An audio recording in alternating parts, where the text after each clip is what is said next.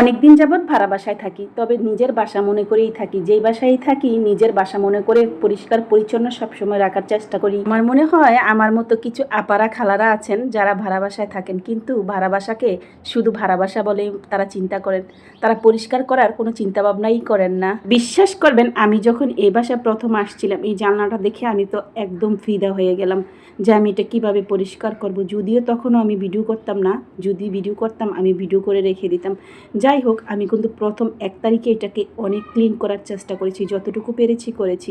আস্তে আস্তে এখনও করতেছি। যে পরিমাণ অপরিষ্কার ছিল, আমার মনে হয় একদিনে এটা ক্লিন করা কখনোই পসিবল না। যাই হোক, আমি আস্তে আস্তে করে নিব। যাই হোক, হাতের সব কাজ সেরে এখন আমি চলে আসলাম রান্না করার জন্য। আর গ্যাস অনেক বেশি কম। আমাদের এখানে সকাল 10টার পরে গ্যাস আস্তে আস্তে কমে যায়। আপনাদের এখানে কি অবস্থা একটু জানাবেন যারা গ্যাসে রান্না করেন।